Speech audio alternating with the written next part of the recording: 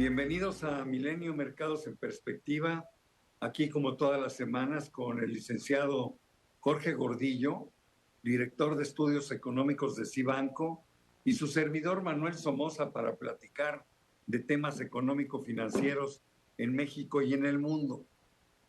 Platicando sobre cómo fue el resultado que tuvieron las bolsas la semana que termina, yo les diría que no fue una buena semana.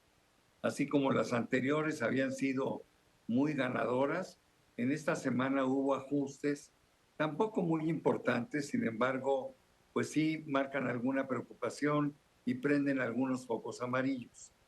La razón fundamental fue el discurso del señor Powell ante el Congreso de Estados Unidos, que vamos a comentar ampliamente, pero que lanzó la noticia de que piensa que a lo mejor las tasas de interés en Estados Unidos todavía pueden tener no solo uno, sino dos alzas más en lo que resta del año. Haciendo cuentas tontas, decía yo, bueno, pues esto significaría que se fueran hasta el 5.75. En fin, me parece un poco exagerado, sin dejar de reconocer que sí pudiera haber un rebote en julio, porque la pausa que se hizo después de la reunión de política monetaria de la semana pasada será para evaluar realmente los efectos de esta política en los temas de inflación, que en general han sido buenas las noticias. Pero bueno, eso fue lo que nos trajo mercados negativos. Por ejemplo, el Nikkei, que iba extraordinariamente bien, se descarriló un poco y tuvo una pérdida del 2.7% en la semana, lo cual no es menor. Igual el Eurostock 600 también perdió el 2.7%, al igual que la Bolsa Mexicana de Valores. Las demás bajas fueron bastante más modestas. El Dow perdió 1.50, el Standard & Poor's 1.26, el Nasdaq perdió el 1.35. Y también fueron perdedoras las monedas que seguimos con respecto al dólar. El peso se devaluó 0.46% y el euro se devaluó 0.40%. O sea que esas fueron las noticias más importantes, o los resultados más bien más importantes en los mercados en lo que va de la semana. Pero me gustaría entrar de lleno al tema con el licenciado Gordillo, porque no solo estuvieron los comentarios de Powell que vamos a discutir aquí, sino que también hubo noticias de algunos otros bancos centrales. Estos siguieron siendo los protagonistas de los mercados en la penúltima semana del mes de junio. Jorge, adelante, a ver qué noticias nos tienes de lo que hicieron algunos de los bancos centrales. Gracias, Manuel. Saludos a todos. Sí, ya teníamos conocimiento de los principales bancos centrales. La semana pasada dieron a conocer decisiones de la Reserva Federal de Estados Unidos, que no cambió, dio una pausa, como bien dices. El Banco Central Europeo había aumentado en 25 puntos base.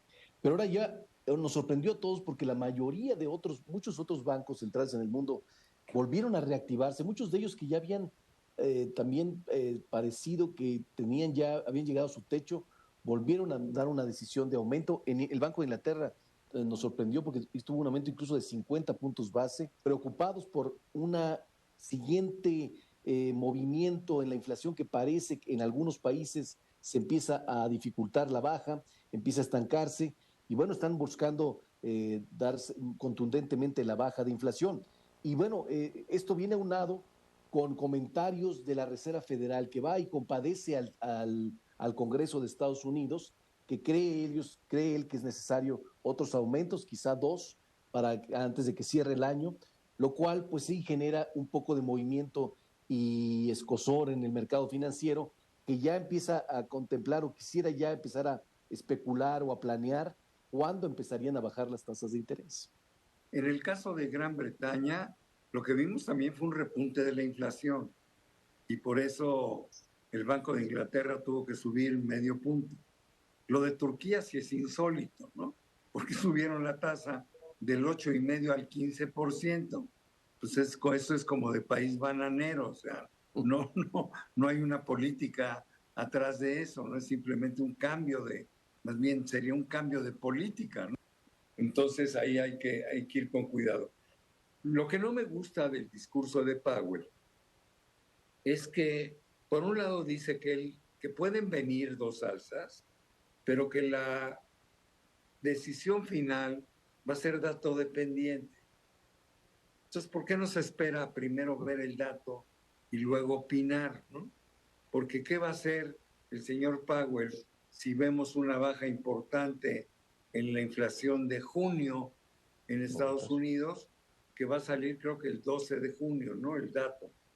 Entonces, como que él está especulando sobre noticias que por más información que tengan, pues la información que tiene no me atrevo a decir correcta o incorrecta, simplemente no la tiene, ¿no? No tiene una bola de cristal, no es un mago.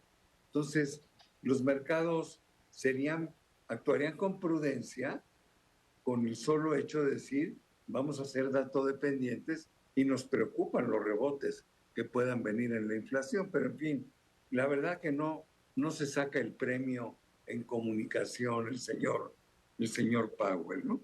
Eso es lo que tuvimos ahí. Ahora hay otro país que a mí me inquieta mucho porque yo estaba esperando mucho mejores resultados de China en el primer semestre de los que hemos visto. Tuvo un primer trimestre que no fue malo, pero de abril a junio, pues simplemente no se ha dado ese rebote que hubiéramos esperado después de que rectificaron la política absurda de COVID-0 que implicaba cerrar toda la economía para que no se infectaran los chinos. Se terminó con esa política, pero el arranque ha sido muy cuestionable, ¿no? Es que a veces, a lo mejor en el tamaño de las cosas, es muy fácil cerrarlas, pero volverlas a abrir, volverlas a que funcionen como antes, pues está tomando mucho más tiempo. Pero aparentemente, me decías, está tratando de poner estímulos también monetarios para tratar de impulsar su economía, el gran gigante asiático.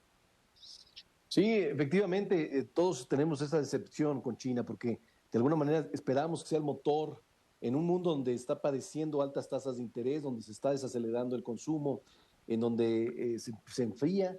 Nuestro motor importante parecía China que tenía otra evolución, porque China sufrió el año pasado por el COVID, entonces no tiene la inflación que tiene todo el mundo, y entonces ellos no están subiendo tasas de interés. Y entonces esperábamos esta evolución más favorable que no se está dando. O el gobierno chino está anunciando nuevos estímulos, bajas tasas de interés en préstamos, en depósitos, intentando incentivar un poco más la economía, a diferencia del mundo que está todavía en este proceso de altas en las tasas de interés. Oye, brincando a México, aquí tenemos algunas buenas noticias. La inflación de la primera quincena del mes de junio me gustó. Ya la inflación nominal está abajo del 6%, en el 5 y pico, ¿no? La subyacente también rompió el 7 hacia abajo, bajó del 7,34 al 6,91, en fin, yo creo que sí son buenos datos. Esto evidentemente le dio fuerza a la opinión de Banjico de seguir manteniendo la tasa en niveles del 11,25. Ya sería la segunda pausa que hace Banjico. Me llamó la atención que no se platicó de cuándo puede bajar la tasa. Y uno de los subgobernadores, en algunas declaraciones hechas en algunos periódicos, él había dicho que podíamos ver bajar las tasas en México en este mismo año. Y en el comunicado del Banco Central hicieron mutis a ese comentario, no se arriesgaron, ¿no? Yo creo que es interesante. Yo pienso que México sí tiene espacio para bajar la tasa. Claro que tiene el tema de seguir luchando contra la inflación, pero también la diferencia de tasas de interés entre pesos y dólares, pues es demasiado grande.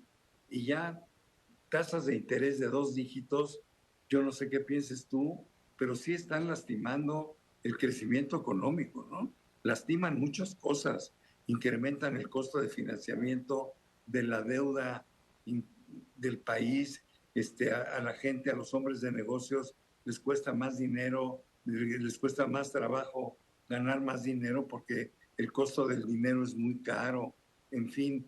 Y si además vemos que quizá uno de los elementos que más influyen en el tipo de cambio es esa gran diferencia de tasas de interés, pues yo ya lo he dicho muchas veces, creo que un peso tan firme y tan fuerte nos causa más problemas que beneficios, pero bueno, me encantaría oír tu opinión, George.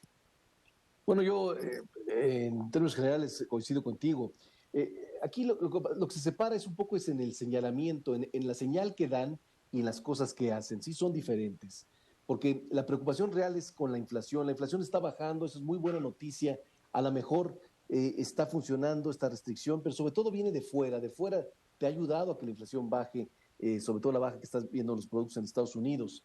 Eh, lo que creemos, por ejemplo, lo que más preocupa es que todavía hay varios productos importantes en la economía mexicana que están muy, muy altos. Todavía las fondas, los restaurantes, los alimentos, todavía están enseñando aumentos de precios arriba del 10% y esos van a tardar un poco más. Entonces, estamos bajando, pero de ahora en adelante las bajas van a ser más complicadas y por eso los bancos centrales tienen que dejar, por lo menos en el mensaje, que van a seguir siendo restrictivos. Aunque su plan sea a lo mejor ya haber llegado a su techo y a lo mejor ya empezar a observar cuándo podrían empezar a bajar tasas de interés, en el mensaje no lo van a hacer porque podrían dar una señal al mercado de empieza a anticiparse las bajas en la tasa de interés y provocar un boom otra vez en el consumo que mantenga la inflación en donde no, en estos niveles que todavía están casi el doble de las metas de los bancos centrales. Entonces, simplemente hay que tener cuidado en el mensaje y en lo que en verdad está haciendo los bancos centrales, porque ya estamos en este parteaguas en donde ya se llegó a lo máximo en restricción monetaria y vamos a tener que empezar a planear cuándo podemos empezar a pensar que los bancos van a moverse a una normalidad de tasas. Gracias, Jorge. Se nos acabó el tiempo, como siempre, desafortunadamente. Muchísimas gracias, pero sobre todo gracias a todos ustedes que nos acompañan aquí semana a semana en Mercados en Perspectiva. Nos vemos pronto. Muchas gracias. Hasta la próxima semana. Gracias.